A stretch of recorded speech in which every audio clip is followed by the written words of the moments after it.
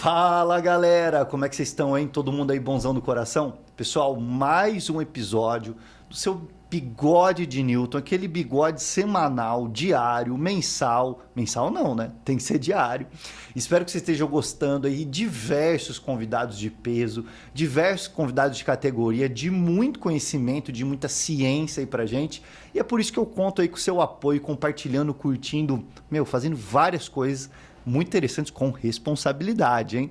E é por isso que a gente tem aqui hoje o meu querido amigo, ex-colega de profissão, né? A gente trabalhava junto, trabalhamos muito tempo, gente. Não vou ficar falando muito isso daqui agora, mas é um grande amigo meu. Fomos campeões várias vezes juntos, né? Já tá dando risada aqui que ele sabe. Várias histórias e muito legal ter essa trajetória com o meu querido e amigo Professor Natan. Salve de palmas! Vamos lá! Uhul! Aê! Pessoal, tudo bem? Obrigado pelo convite, Daré. É um prazer estar aqui no Bigode Newton. Acho que a nossa conversa vai ser boa. Acho que o pessoal vai gostar da nossa troca de informações aqui. Cara, com certeza absoluta, eu não tenho assim, dúvidas alguma, Natan, que a gente vai desenvolver um papo muito legal, muito divertido. E, bom, claro, primeiro eu preciso apresentar o Natan, né, gente? O Natan, atualmente, ele é professor do ensino médio e pré-vestibular, diversas escolas de Bauru e de região. E ele é bacharel interdisciplinar em humanidades, que é o que ele carinhosamente chama de BHU, pela Universidade Federal do Vale de Jequitinhonha e Mucuri. Mucuri, essa é a grande dica, o Mucuri, né, gente? Licenciado em História também pela UFVJM, licenciado em Filosofia e pós em Sociologia. Pessoal, o Natan, só para vocês terem ideia, ele vai saber isso, a gente estava conversando aqui, mas uma das ideias de ter o podcast que o Bigode de Newton surgiu lá no Prevê, você lembra? Sim, quando a gente começou lá na escola. A gente chegou a gravar um episódio piloto, depois a gente começou um projeto, aí veio a pandemia, as coisas acabaram... Exatamente. Não ficou durante muito tempo, mas a gente fez ali um tempinho de um Prevcast, né? Prevcast, exato. Papo de professor, você lembra? De professor. E foi uma das ideias assim, que eu me inspirei e que foi surgindo hoje pra gente estar aqui junto, conversando. Muito legal, Natan. Eu lembro que uma vez a gente estava lá no Prevcast e a gente entrevistou a menina Fernanda. E a Fernanda era aluna nossa e tinha sido convocada para a Seleção Brasileira de Vôlei. Você lembra? E a gente conversando com ela contando a experiência. Foi assim, eu lembro que foi a primeira vez que a gente tinha tido uma aluna da Seleção Brasileira de Vôlei. Foi marcante assim na nossa vida. Foi marcante, hoje verdade. Ela estuda nos Estados Unidos jogando vôlei. Sim. Ela tá lá. Muito legal a trajetória da Fernanda, eu me recordo assim, muito bem dela. Muito legal, cara. Foi muito show. E depois, né, o Natan continuou. Você lembra que a gente continuou na pandemia, que fazia gravação por chamada de Zoom, de Meet? De Meet. E depois pelo celular lá que você tinha o aplicativo. Cara, muitas histórias, Natan. Muitas histórias. Mas agora eu quero saber o seguinte, pra gente começar aí, quebrar esse gelo, que não tem gelo nenhum aqui, né? São dois professores aqui juntos. Eu queria saber o seguinte, Natan. Vamos contar um pouquinho do Natan para quem não conhece, né? Para quem não conhece. O Natan tem um histórico com o futebol e é por isso que você tá até com essa camiseta. Conta aí pra gente. Tá, vamos lá. Eu sou aficionado por futebol. Futebol é o meu esporte favorito. Eu vivo para jogar bola. Eu brinco com os alunos, falo assim, gente, gostar, eu gosto de jogar bola. Tá? É ali que eu me realizo. Gosto muito da aula, sou apaixonado por dar aula, mas futebol é uma coisa que para mim é incrível. E quando eu era mais novo, eu tentei. Joguei ali, fiz umas categorias de base em alguns times aqui no interior de São Paulo, joguei futsal. E eu uso muito o futebol para me aproximar dos alunos. Tá? O futebol foi uma das coisas que, durante o estágio, mudou a minha forma de lidar com o aluno. Essa história é muito legal. Eu estava lá em Diamantina, no Vale de Jequitinhonha, fazendo o estágio em História. Eu dava aula na favela. Era uma escola bem periférica, a ponto da gente ter ponto de venda de drogas na porta da escola. Eu tinha alunos mais velhos do que eu. Na primeira série do ensino médio, tinha uma menina que era mais velha do que eu, que estava me formando na faculdade. E ali eu entrei para dar uma aula, tinha preparado uma aula sobre Estado Islâmico, porque era em 2014, aquilo no YouTube. Falei, nossa, os alunos vão adorar. Entrei na sala, montei uma aula de 50 minutos, comecei a dar aula em 10 minutos, ninguém falou comigo, eles olhando para minha cara assim. Não interagiram bem, não interagiram mal, nada. E eu entrei em desespero. Eu falei, meu Deus, o que eu vou fazer? Como é que eu vou ter que dar 10 aulas para essa turma? Nossa. E eu não tenho interação alguma, eles não estão ali lidando bem com isso. Voltei para casa, assim, conversei com a professora, conversei com o orientador, conversei com os amigos meus. Ninguém tinha, assim, não tem toque mágico, né? Cara, era Minas Gerais, eu morava em Diamantina. Naquele dia teve um Corinthians e Atlético Mineiro pela Copa do Brasil. E o Corinthians ganhou do Atlético Mineiro. E aí eu falei, é isso que eu vou fazer. No outro dia eu cheguei para dar aula com a camisa do Corinthians. Quando eu entrei na sala com a camisa do Corinthians, os cruzeirenses da sala já começaram, professor, não sei o que, chupa galo e não sei o que lá. Aí o menino do Atlético, louco, professor, você tá tirando? Eu falei, calma, quem ganha fala, quem perde fica quieto, não sei o que. E ali criou um vínculo. Naquele momento criou um vínculo. O resultado final desse estágio foi um trabalho final ali, eu consegui dar as aulas, consegui interagir com os alunos. E no último trabalho, eu pedi que eles me entregassem. Esse menino entregou o trabalho. Esse menino que tinha brincado comigo. Pô, professor, detalhe. No jogo de volta, o Corinthians tomou 4 do Atlético Mineiro. Nossa. O Atlético Mineiro eliminou o Corinthians. E aí eu fui dar aula ao aluno. Professor, cadê a camisa do Corinthians? Agora você não tá com a camisa do Corinthians. Quem perde fica quieto. Quem ganha tira sarro. Resultado. Olha o que aconteceu, gente. Esse menino entregou um trabalho, como todo mundo entregou o trabalho, e ele desenhou um galo gigante, que é o símbolo do Atlético Mineiro, com o símbolo do Corinthians pequenininho. E fez o trabalho. Dei nota, passei pro professor que tinha que dar a nota do bimestre. O professor olhou para mim e falou assim, Natan, quem que entregou esse trabalho aqui? Eu falei, o fulano de tal, tá aqui o nome dele, não sei o quê. Ele falou assim, você sabe que esse é o primeiro trabalho que ele entrega no ensino médio. Ele não entregou nenhum trabalho. O que você fez? Olha que legal. Então, naquele instante ali que eu fui com a camisa do Corinthians a primeira vez e nessa conclusão eu entendi que a vivência que eu havia tido no esporte como jogando, né, poderia me ser útil na interação com os alunos. E eu carreguei pro resto da minha vida. Tá? Então, uma das primeiras coisas, a primeira aula que eu dou pro terceiro ano do ensino médio é sobre futebol e sociologia. Qual que é o papel do futebol na sociedade, como é que ele interfere, o que são os esportes. Recentemente, a gente tem muitas alunas que são do vôlei. E aí eu adaptei essa aula. Então, assim, vocês são atletas de alto rendimento. Temos alunos da BDA, que é um projeto muito legal aqui em Bauru. O pessoal do polo, o pessoal do atletismo. Eu falo, gente, quais são as responsabilidades sociais que se criam quando vocês representam o Brasil num sul-americano, num campeonato mundial, quando você representa uma empresa que patrocina esse time, o que isso significa para a sociedade, qual que é a origem desse esporte. Então, daquele momento, numa experiência de um estágio, mudou toda a minha visão de trabalhar com os alunos. Então, eu acho legal a gente falar disso, porque hoje, quando eu posso, eu jogo bola com os meus alunos. Tem uma turma lá com os meus alunos lá de Araçatuba que tem que ter um jogo de despedida de final de ano. A gente joga junto lá, tem uns meninos muito... Tem um menino lá que é primo de um jogador profissional da época de que eu era jogador. Eu vi o sobrenome dele, eu vi... Você é o quê? Não, sou primo. Eu falei, não acredito, tem nome de craque. Isso vai criando vínculo e melhora a aula. Melhora porque os alunos, eles passam a te ver não só como uma autoridade, mas como alguém que converge ao mesmo mundo deles. Eu não jogo. Né? Computador, eu não participo de jogos de videogame, é uma coisa que eu não desenvolvi. Que eu sei que muitos você mesmo joga e eu lembro de você interagindo com os alunos com isso. Aonde eu consigo entrar no mundo deles é no esporte. Então, assim, é importante que o professor tenha essa visão, assim, olhar o que o meu mundo casa com o mundo dos meus alunos para eu poder levar para aula. Não como bate-papo, mas como estratégia de aproximação, de criar laços, de respeito. Foi uma coisa que mexeu comigo, assim. E muito disso também tem a ver com... Eu não comento faz muitos anos. Eu fiz judô há muito tempo. E ali no judô eu aprendi algumas coisas sobre a disciplina.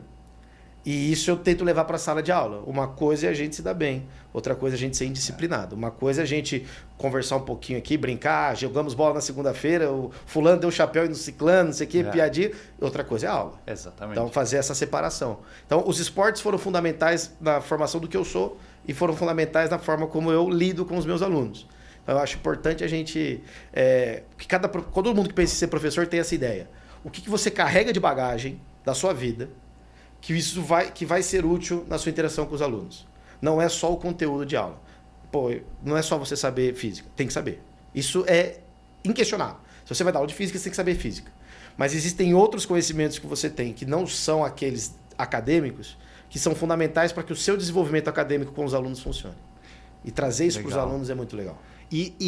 Olha, você deu vários insights assim muito interessantes, Natan, que assim, a gente realmente verifica essas coisas, mas que quando uma pessoa que está aí na sala de aula fala para a gente é diferente.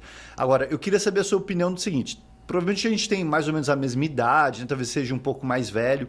Você tem achado que os alunos eles têm um interesse maior, menor ou igual da nossa época de ensino médio para hoje em dia? Você sente que eles mudaram, principalmente por o futebol? São poucos aqueles alunos que falam, olha, na nossa época, você pegava da sala 30 meninos, 29 queriam ser jogador da seleção brasileira. Esse valor, até puxando uma parte mais filosófica, sociológica aí da coisa, você acha que esse valor mudou hoje em dia? Cara, mudou e tem várias justificativas, tem várias explicações para isso ali na sociologia mesmo. É um tema muito estudado. Tá? Temos alguns pesquisadores, Maurício Murad, por exemplo, é um sociólogo do Rio de Janeiro que estuda o fenômeno do futebol. Tá? Nós temos aqui na Unesp também um professor que trabalha especificamente com comunicação e futebol. Tá? Então, às vezes, você está ali na educação física, está na comunicação, gosta de esportes, aqui você tem um mestrado em Bauru com um professor que trabalha nessa área específica. O que acontece? Eu vejo algumas mudanças que eu vi nesses estudos e que eu percebo ali no cotidiano. Primeiro, existe uma variedade muito maior de esportes para se fazer. Quando a gente era novo, era assim, se você fosse um pouquinho mais elitizado, você fazia um judô. Né? A família tinha condições de pagar o judô, na época era caríssimo. Eu lembro que quando eu fiz judô, eu fiz com colegas de tatame, que hoje não teria como eu ter contato com eles se eu fosse um jovem da classe média que eu era, vivendo em Bauru.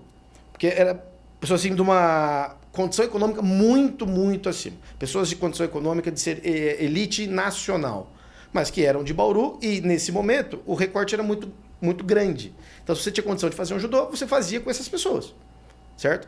A grande maioria das pessoas fazia o quê? É futebol. É futebol. Você tem um pouquinho de grana, você vai fazer ali num clube, num BTC, num BAC, que tinha aqui em Bauru, num Baroninho, num Foguinho, que são escolinhas de futebol, num Gererê da época, num Ressaca, ou é jogar na rua, porque não tinha opção de esportes. Não tinha opção de esportes.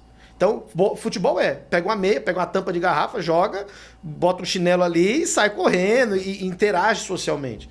O que mudou? Além de uma oferta muito maior de esportes, ficou muito mais acessível fazer atividade, nós temos também a introdução das redes sociais. O celular com a internet mudou a sociabilização. Então, assim, o contato social hoje não precisa mais ser físico.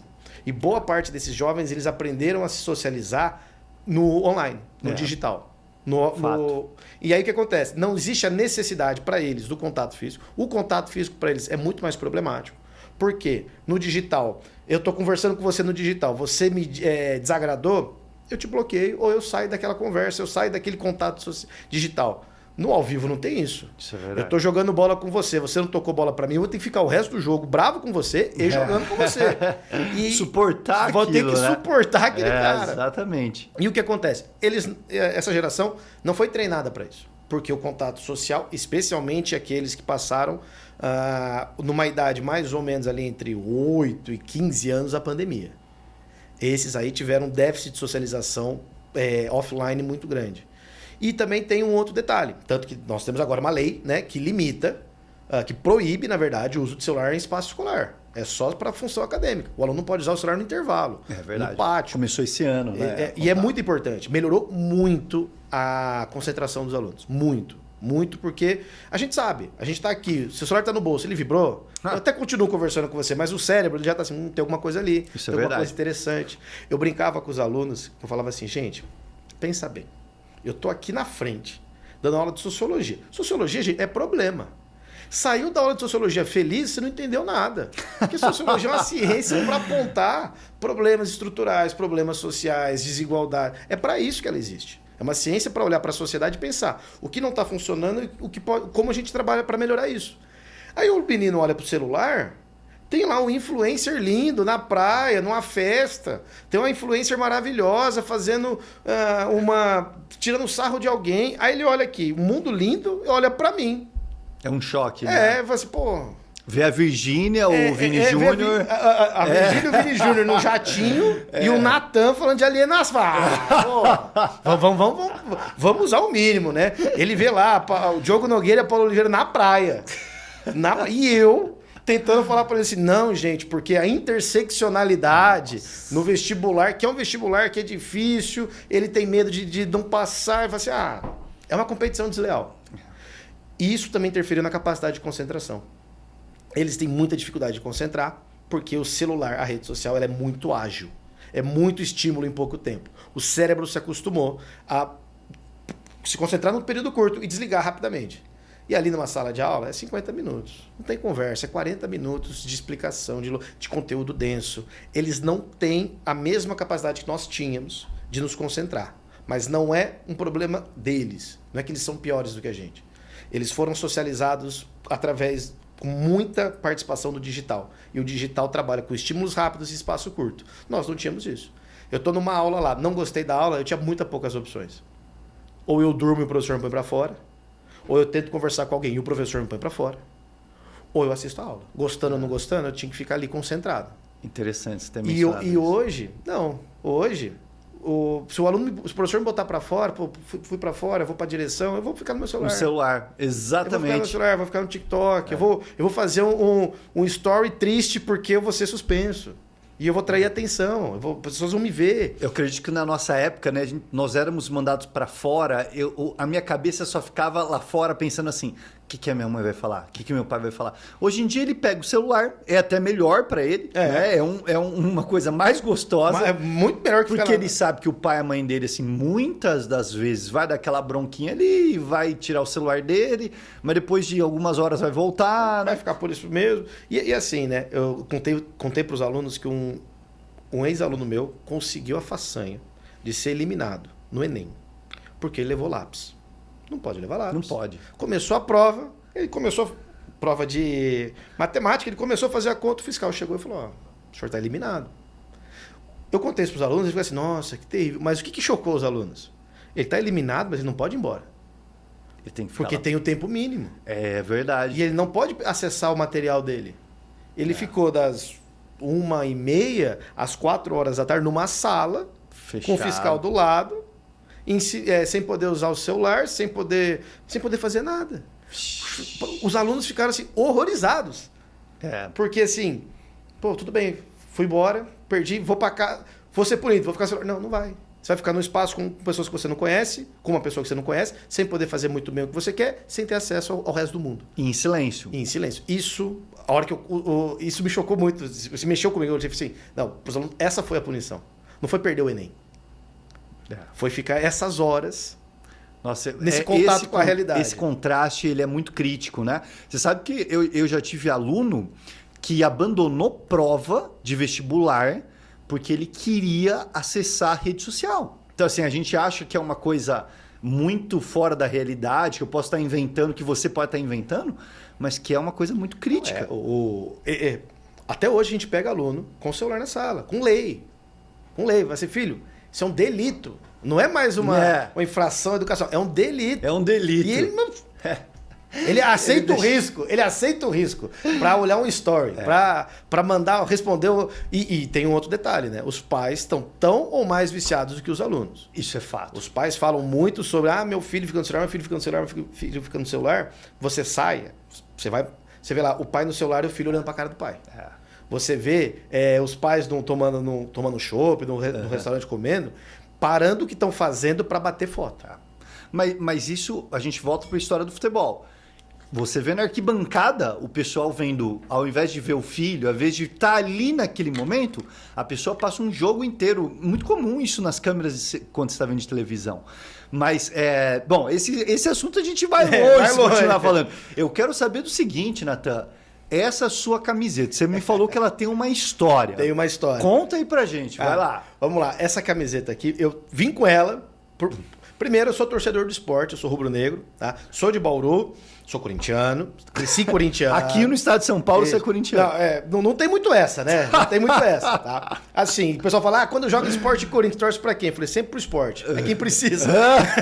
Normalmente, quem precisa ganhar o jogo. Nesse momento é quem precisa. Tanto é que, mesmo ganhando o Corinthians, não deu. Esse ano foi um ano complicado. Mas o que acontece? Alguns vestibulares, e eles têm exigido cada vez de formas mais específicas, cada vez mais intertextuais, o exercício da filosofia e da sociologia. Essa camiseta aqui ela tem uma característica muito específica. Essa camiseta foi feita pelo Esporte Clube do Recife em homenagem ao Ariano Suassuna.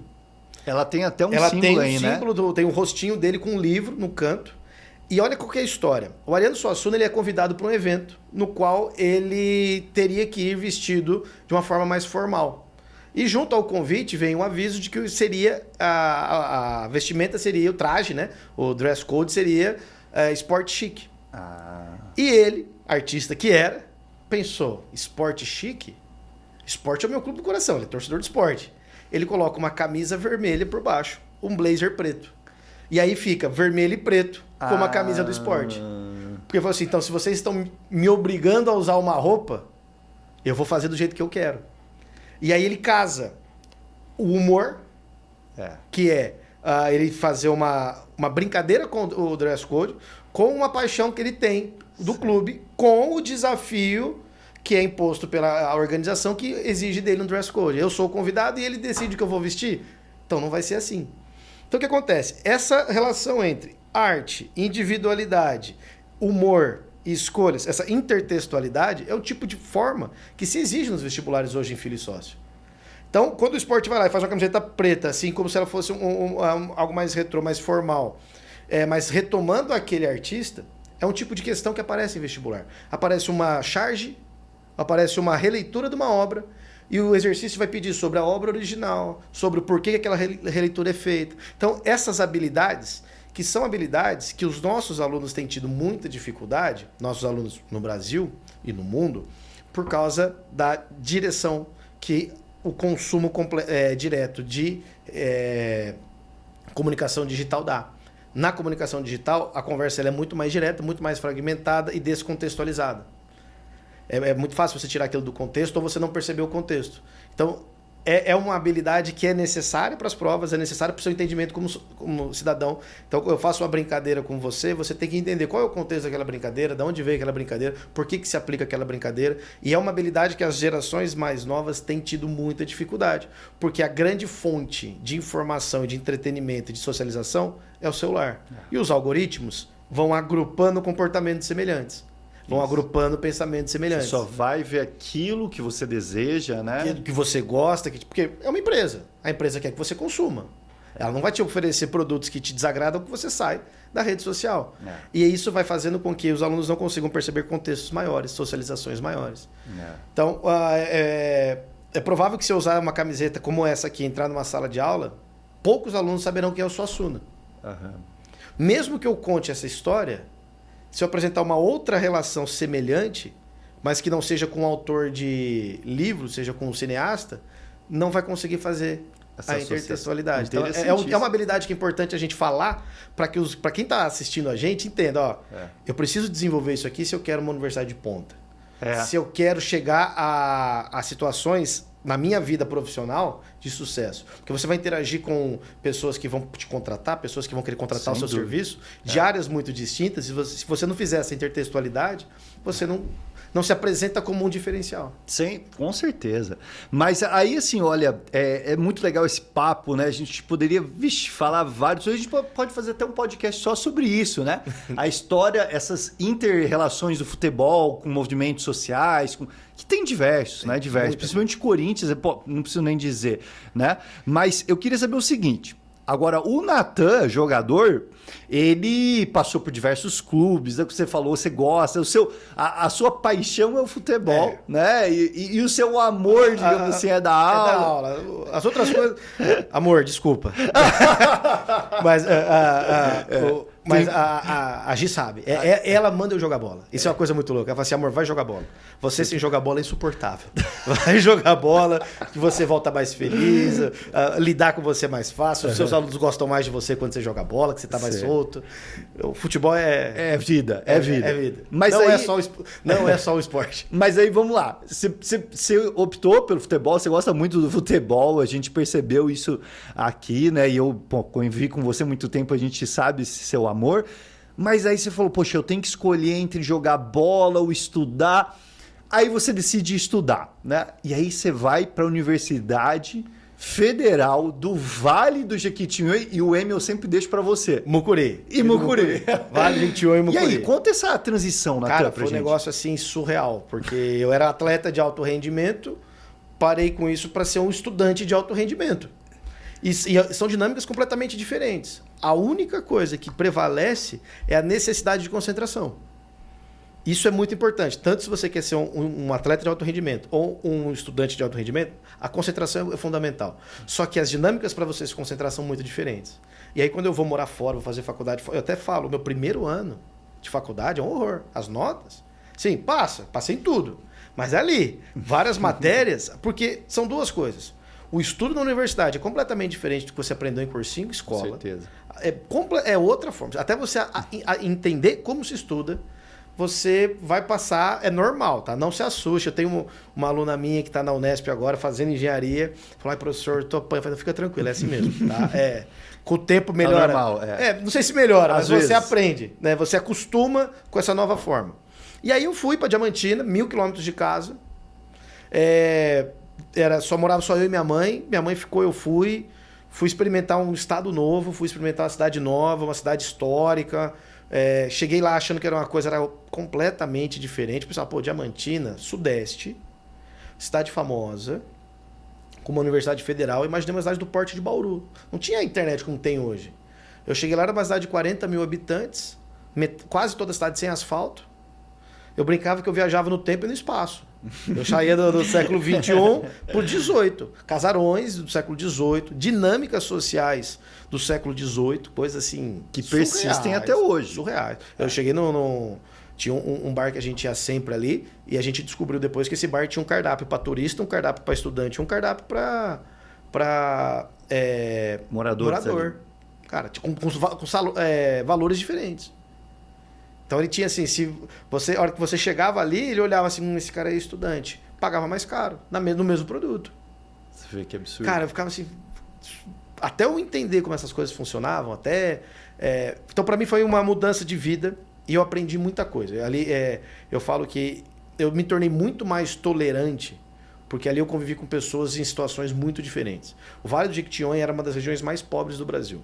A média era de 70% do salário mínimo. Nossa.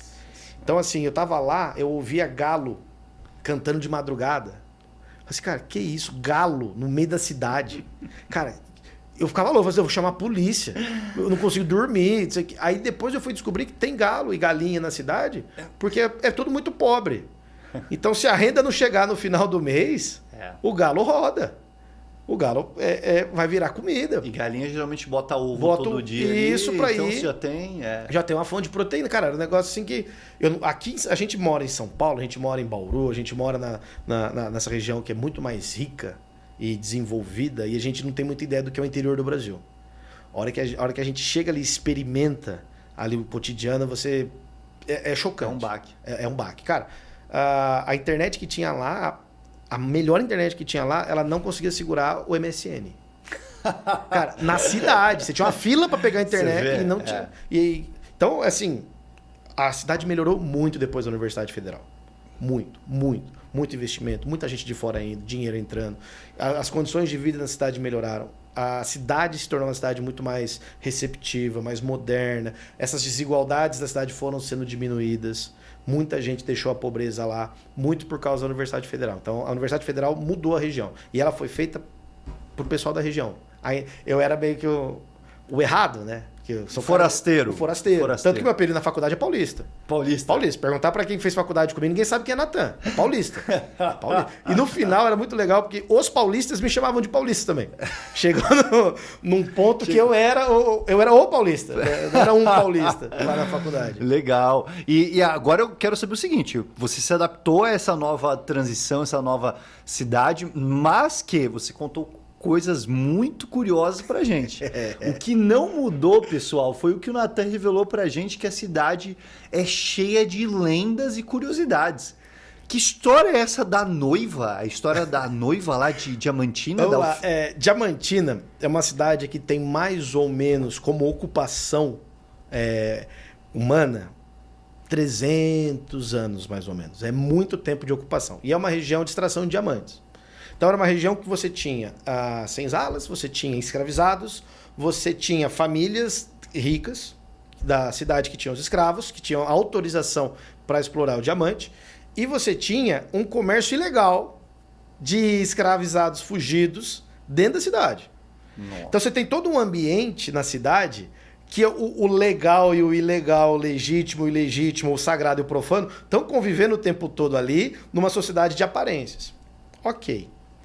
Essas cidades muito antigas, com muita religiosidade, sempre tem histórias fantasmagóricas, lendas urbanas. E tem uma da noiva que essa história é assim, tem uma igreja lá, a igreja de São Francisco, onde teoricamente está enterrada a Chica da Silva, que é uma das personagens históricas de Diamantina, uma ex-escravizada que casou com o contratador de diamantes, ficou poderosa. Teoricamente, a congregação diz que não. Fala que está em outra igreja. Aí você vai na outra, fala que está na São Francisco. Então já começa o mistério aí. Por aí. Nessa igreja, uma mulher teria sido abandonada pelo marido. Na hora do casamento, o noivo não vai ao casamento. Ela é colocada numa vergonha social, né? Porque ela é uma noiva, está na porta da igreja esperando. E ela é tomada por uma tristeza tão grande que ela acaba morrendo. Né? Parou. Vixe, ela tá quente. Putz, é bem na história da noiva. Olha que loucura, cara. Olha lá, é o fantasma da noiva. É demais, cara. Isso nunca aconteceu, né? Mas é porque eu deixei na bateria. Não, mas coloca de novo. Vixe, ela esquentou. Legal. Bom, pessoal, vocês não sabem. Pela primeira vez, a gente teve um problema técnico. Fomos falar sobre uma lenda urbana de Diamantina, a câmera simplesmente desligou. Né? Muitos vão falar que é porque ela esquentou. Não, ela desligou. Ela até pode ter esquentado, mas em outros programas isso não aconteceu, né? Exatamente, não. Isso é muito louco. Olha, esse já é o 9º. Ela tá funcionando, mas ela tá simplesmente não funcionando. Pode ter sido esquentado? Sim, muitos vão dizer que é isso, mas coincidências à parte, tinha tantos assuntos que ela poderia ter esquentado antes, né? E não...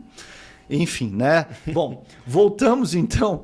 Natanzinha, eu quero que agora é uma pergunta pessoal que você trate, uma curiosidade, que eu quero que você fale aí sobre, então, essa história da noiva. Por favor. Essa noiva, ela teria sido abandonada pelo noivo na porta da igreja no dia do casamento, com toda a família dela esperando por ela. Ela é tomada por uma tristeza muito grande e vai acabar morrendo de tristeza. Até aí, uma história comum de ali século XIX, a gente ouve muitas histórias sobre isso. Só que o que acontece? Se você mora em Diamantina e se você... A região central de Diamantina fica muito vazia e essa igreja é próxima ao centro da cidade, é próximo à estátua do Juscelino Kubitschek. É comum que pessoas que estão ali por volta de 1h, 2h da manhã começam a ouvir o barulho do choro de uma mulher. E tem gente que relata que vê a noiva na porta da igreja chorando. Nossa. Então, dá um medinho. Dá um medinho. E se você andar por Diamantina à noite, não precisa nem de histórias de terror. Porque aquelas casas antigas do século XVIII, aquelas ruas de pedra, já cria todo um clima. Né? Essa é uma das histórias. Né? Nós temos uma história também de um rapaz que teria sido... ele e a namorada, eles iam fugir para se casar. Porque eles se amavam, o pai da noiva descobre, ela é de uma família importante, ele não é, ele acaba assassinando o noivo e aonde ele foi morto cresceu uma árvore que é de frente para a cadeia da cidade, em formato de de braços abertos, como se estivesse dando um abraço, assim. E essa árvore existe na frente. Ela estudava no convento, que era do lado do prédio onde é. Isso é muito interessante, que você tinha um convento do lado de uma cadeia, né? Coisas de Diamantina. Coisa de Diamantina. Né? E ali tem uma árvore em forma de abraço, ali que também é uma dessas lendas as pessoas dizem que a árvore cresce como o homem, a posição em que o homem foi baleado pelo sogro. Gente do céu. E aí eu quero, bom, mais uma história de Diamantina, ainda mais para um historiador, né, que é o Natan, que é a história da Chica da Silva e a vontade dela de conhecer o mar. Como é que é isso? Isso. A Chica da Silva é uma ex-escravizada que foi comprada por um homem chamado João Fernandes.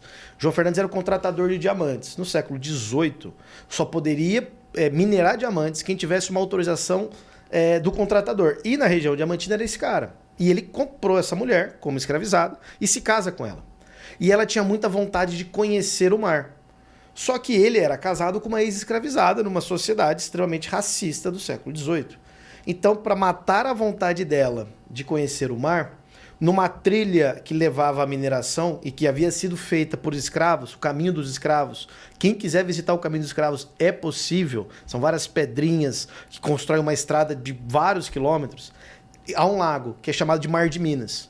Inclusive em Diamantina, vários restaurantes chamam-se Mar de Minas.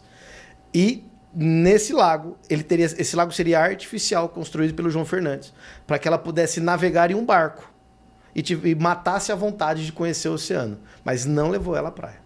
Nossa, olha só. Os filhos dela foram estudar em Portugal, porque ele tinha fortes ligações com o governo português, mas ela nunca foi à praia. Ela morre em Diamantina.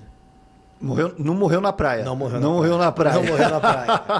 E é uma das legal. partes mais legais do turismo diamantino, o caminho dos escravos, mas vá acompanhado de um guia, tá? Porque você pode se perder, é uma região montanhosa, uma região de clima hostil. Então, mas vale a pena. O caminho ali é muito, muito interessante. Legal. Não, isso com certeza aí tá na wishlist, né? Na lista de desejos aí de pessoas. Assim, Minas é uma região muito bonita, né? Muito histórica, ele tem diversas coisas interessantes. Mas daí, legal, Natan. Nossa, pô, você já saiu de futebol, a gente já falou sobre noiva, a câmera já fomos desligou, assombrados. já apareceu câmera nova aqui no meio, vai ficar aqui mesmo, né? E aí eu quero saber o seguinte, como começa o Natan professor?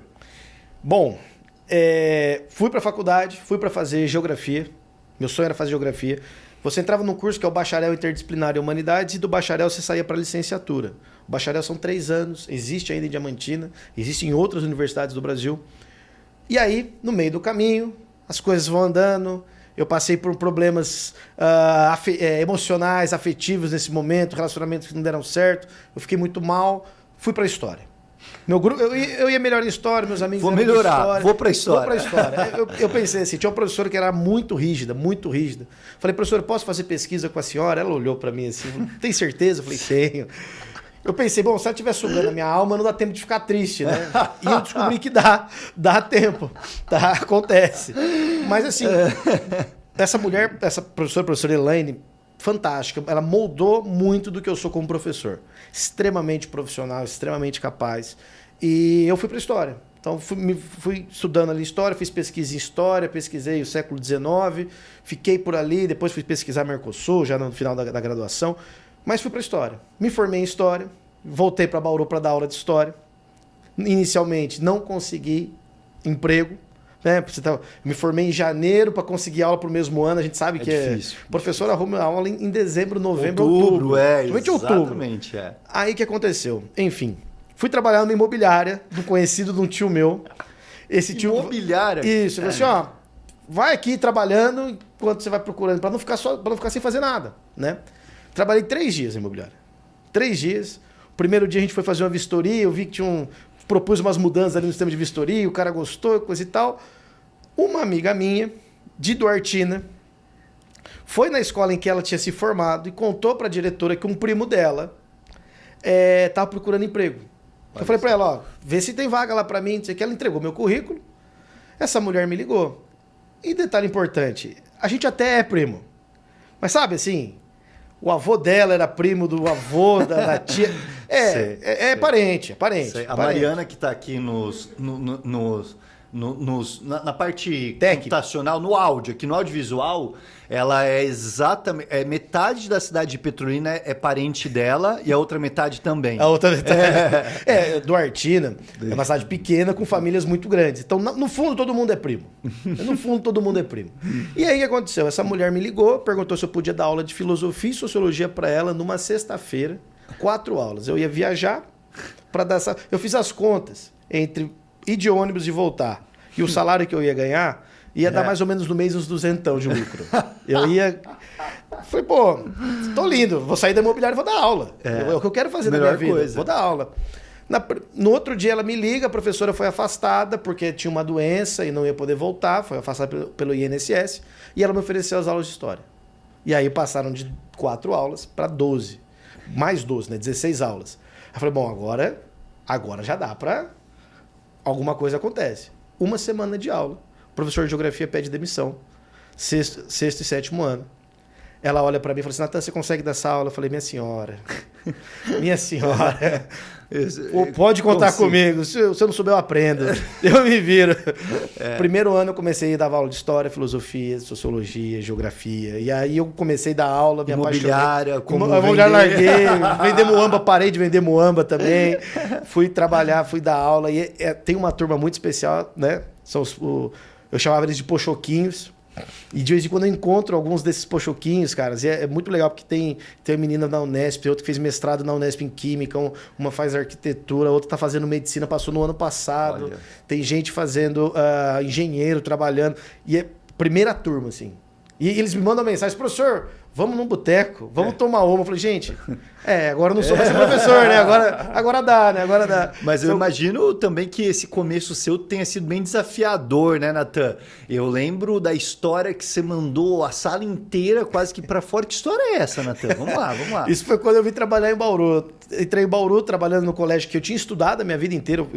Era meu sonho trabalhar nessa escola. Eu estudei nessa escola a vida inteira. E em 2016, 1 ano dando aula, 1 ano e meio, eu fui contratado por essa empresa. E aí no primeiro semestre do ano seguinte, tinha uma turma muito agitada. Estou dando aula, passando lousa, alguém faz alguma brincadeira com alguém, eles dão aquele grito, uou! E o primeiro dia de aula eu falo, gente, eu não gosto disso, isso não é arquibancada. Enfim, fizeram o uou, eu olhei para trás assim e falei assim, seguinte, quem fez sai. E continuei escrevendo na lousa. Os alunos em silêncio, pânico, né? Se eu ouvia, se dá para cortar a atenção assim com a faca, assim, a atenção na sala. Escrevi mais um pouquinho, olhei para trás e falei, gente, quem não sair, eu vou colocar para fora. Quem fez, por favor, saia da sala. Nada. A hora que eu terminei de montar a lousa, eu olhei para trás e falei, bom, já que ninguém saiu, da fileira tal, dessa posição a essa posição, dessa posição até essa posição, dessa posição até o final da sala, todo mundo para fora. Foram 16.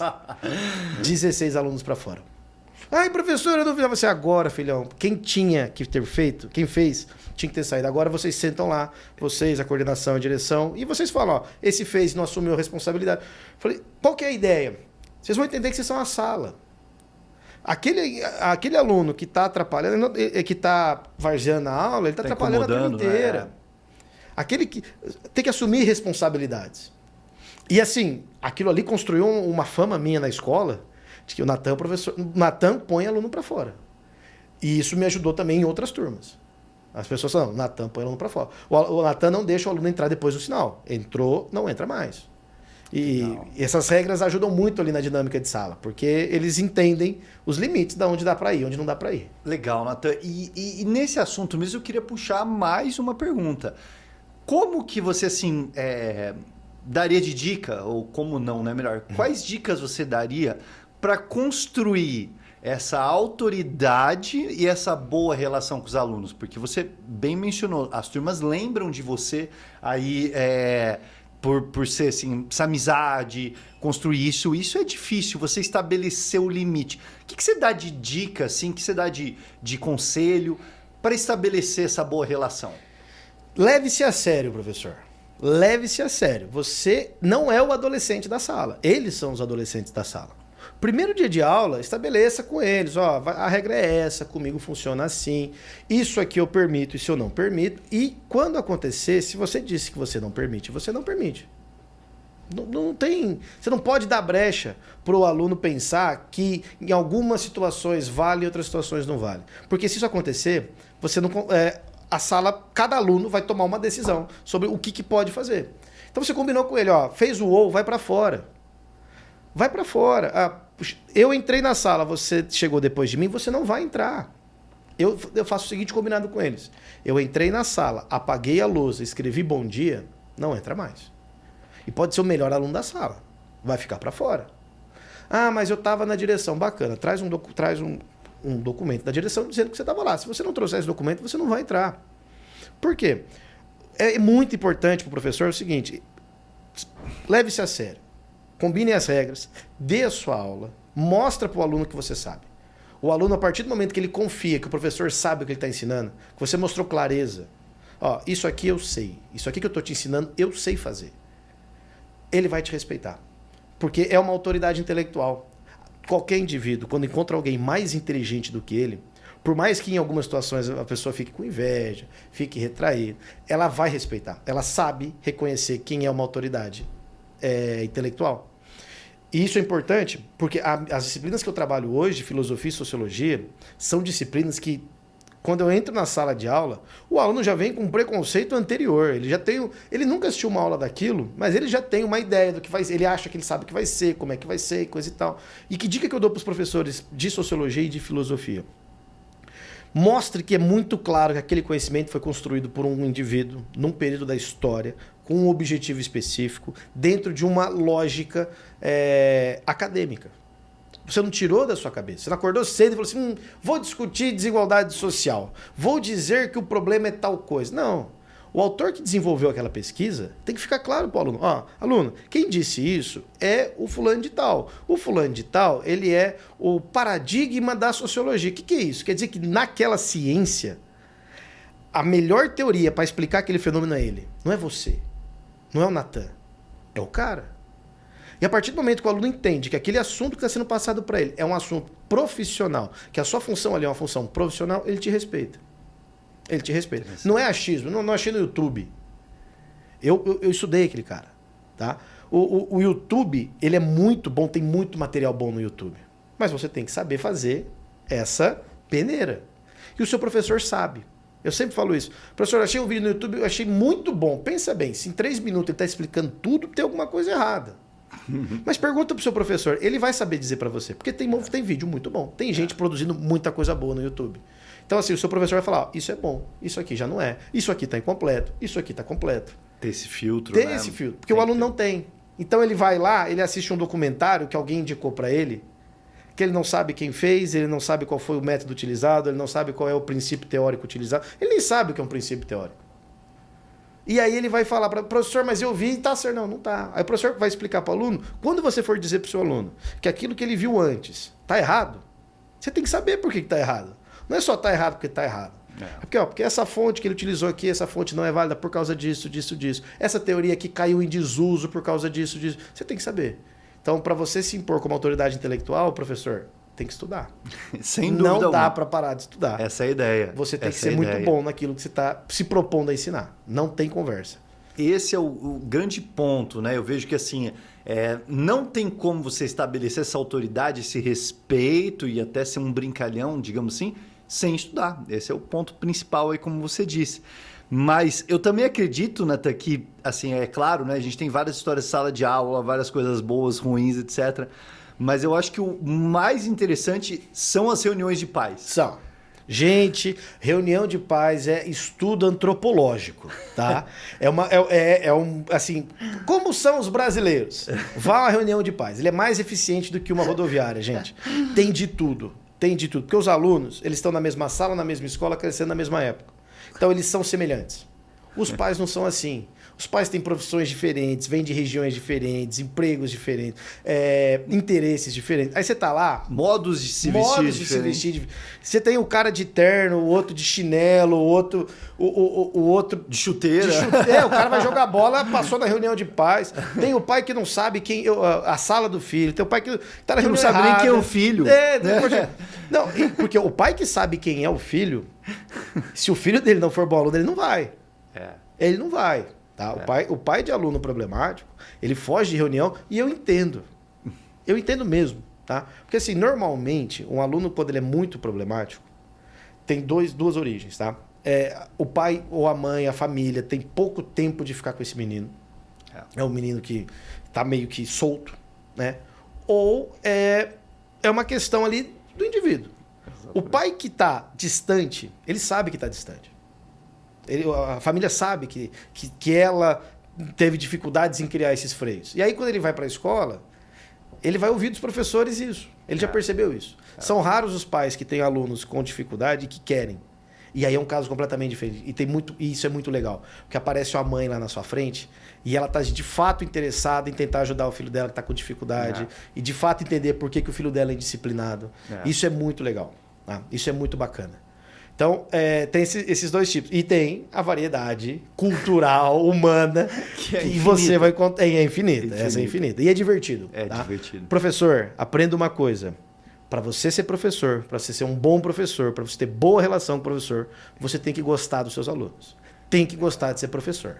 Tem que ter essa paixão. Tá? Não é assim, você não é parça dos seus alunos. Mas você tem que gostar deles. Tem que gostar de encontrar aluno. Eu conheço o professor e falo assim, putz, encontrei um aluno na rua. Cara, delícia. É muito gostoso. É muito gostoso. A pessoa fala assim, pô, eu lembro de uma aula sua que aconteceu tal coisa. Ser significativo também passa. Esse processo da reunião de pais também mostra isso para você.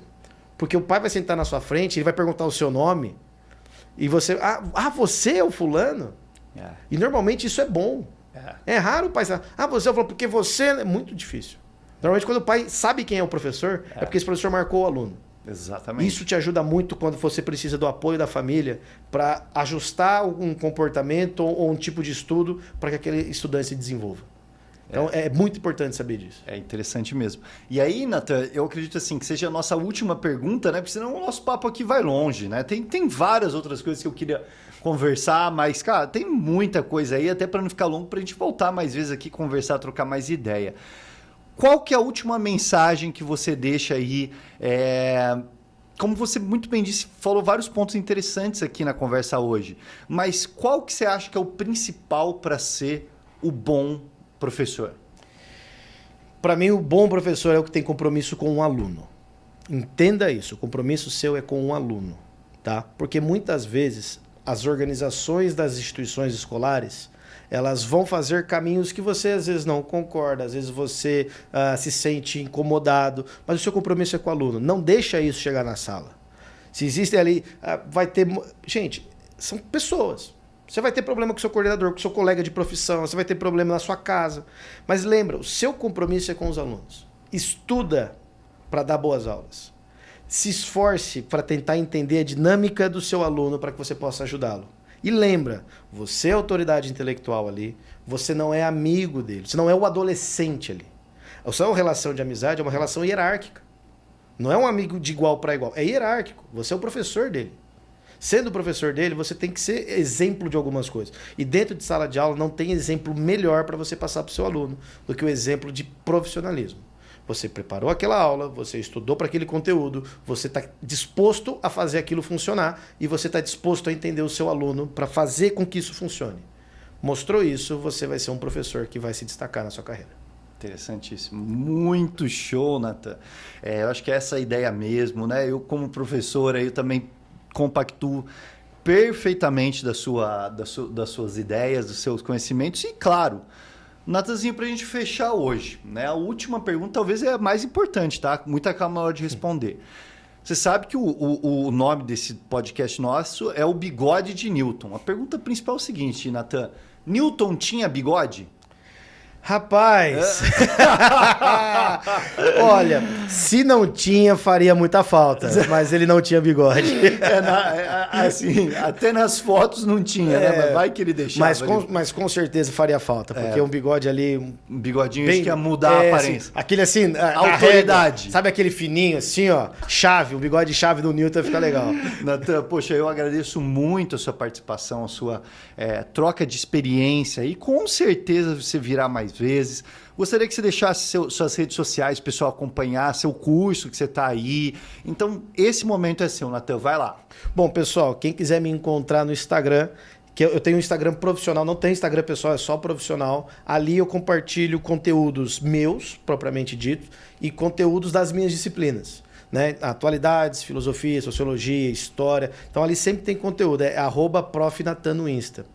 Prof. Natan no Insta. Isso. Show, Ali você também encontra informações sobre o meu curso de aprofundamento em humanidades, que aí envolve história, filosofia, sociologia e atualidades, que é voltado especificamente para você desenvolver uma leitura um pouco mais ampla das questões em humanidades, em história, em filosofia, em sociologia, repertório para redação, especialmente Enem, VUNESP, FUVEST, Unicamp, UEL, para que você consiga fazer uma redação, para que quando você entrar na redação e for discutir os temas, esse repertório seja natural a você.